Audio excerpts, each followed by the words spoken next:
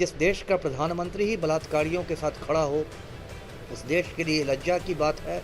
मैं प्रधानमंत्री मोदी के इस्तीफे की मांग करता हूं। पश्चिम बंगाल से ज़्यादा खराब हालत मणिपुर में है। पिछले 1 साल से मणिपुर जल रहा है, सैकड़ों लोग मारे जा चुके हैं, हज़ारों लोग विस्थापित हुए हैं। नरेंद्र मोदी ने हमेशा से गुंडे मवालियों की मदद की है। ब्रजभूषण शरण सिंह जो भाजपा का गुंडा सांसद था, वो महिला पहलवानों की छाती दबाता था। जो भी दोषी है उस पर कार्रवाई होनी चाहिए, लेकिन जिस देश में एक तड़ीपार होम मिनिस्टर बन गया हो, उस देश में ज्यादा इंसाफ की उम्मीद नहीं करनी चाहिए। देखिए, ट्रेनी डॉक्टर रेप कांड को लेकर अभी तक पूरे देश की सियासत तेज है, सियासत रुकने का नाम नहीं ले रही है। ऐसे में ममता बनर्जी के बयान के बाद सियासी भूचाल आ गया है। ऐसे में ममता बनर्जी ने साफ कहा है कि दिल्ली चलेगा, असम भी चलेगा और साथ ही नॉर्थ ईस्ट भी चलेगा। इसके बाद लगातार भाजपा के नेताओं के द्वारा, साथ ही तमाम अनेक लोगों के द्वारा यह आरोप लगाया जा रहा है कि जिस तरीके से ममता बनर्जी विवादित बयान दे रही है और ऐसे में उनको इस्तीफा दे देना चाहिए। हमारे साथ बात करने के लिए बिहार के पूर्व आईपीएस अमिताभ कुमार दास से जुड़ेंगे, बात करेंगे। अमिताभ दास जी, कैसे देख रहे हैं? ममता बनर्जी कह रही हैं कि जिस तरीके से दिल्ली, असम, नॉर्थ ईस्ट भी अब चलेगा, जिस तरीके से बंगाल चल रहा है। देखिए, सबसे पहले तो प्रधानमंत्री नरेंद्र मोदी को इस्तीफा देना चाहिए, जिन्होंने 2 साल पहले बिल्किस बानो के बलात्कारियों को छोड़ दिया था।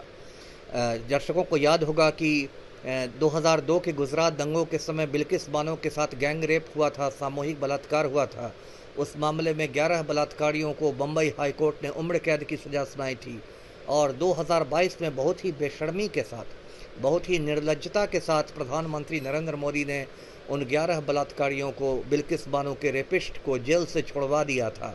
बाद में जब सुप्रीम कोर्ट से फटकार मिली, तब जाकर उन बलात्कारियों को फिर से जेल भेजा गया।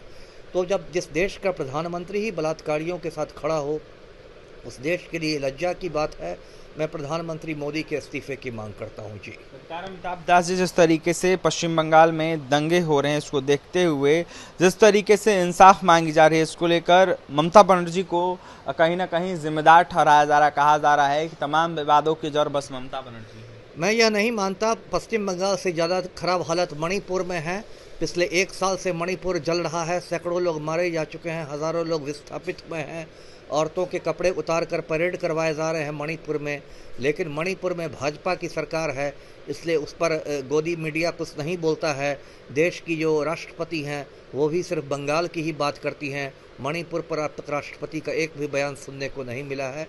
ये दुर्भाग्य की बात है। रेपिस्ट लोगों का साथ देने का आरोप, साथ ही रेपिस्टों को बचाने का आरोप, कहा यह जा रहा है कि आम जनता लगातार इसको लेकर रेजिग्नेशन लेटर मांग रही है। नहीं, मैंने तो कहा कि नरेंद्र मोदी को इस्तीफा दे देना चाहिए बिल्किस बानो के बलात्कारियों की मदद करने के लिए। और नरेंद्र मोदी ने हमेशा से गुंडे मवालियों की मदद की है।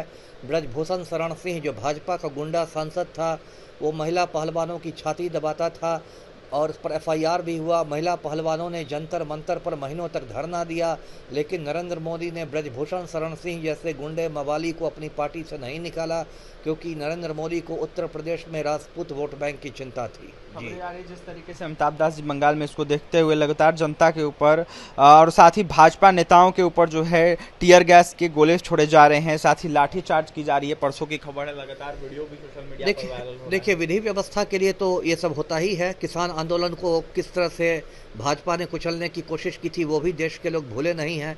किस तरह उत्तर प्रदेश के लखीमपुर खीरी में केंद्रीय मंत्री अजय मिश्रा टेनी के बेटे आशीष मिश्रा उर्फ मोनू ने एक जीप चढ़ा दी थी, जिसमें 5 आंदोलनकारी कुचल के मारे गए थे। तो उस पर भाजपा के राम भक्तों का क्या कहना है? जी, ट्रेनी डॉक्टर इंसाफ मामले को देखते हुए लगातार लोग इंसाफ मांग रहे हैं, लेकिन देखा जाए तो जो संजय रॉय नाम का युवक है, जो मेन मुख्य आरोपी दोषी पाया गया है, उसका करीबी माना जाता है कहीं ना कहीं अरुण दत्ता को। और ऐसे में अरुण दत्ता तमाम जानकारी जानता था।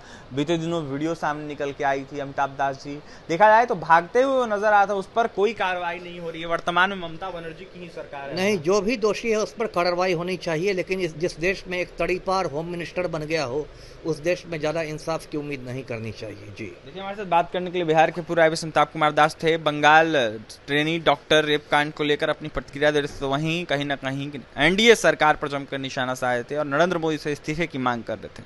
और ये तमाम खबरों के लिए बने रहे हमारे साथ। बहुत बहुत धन्यवाद।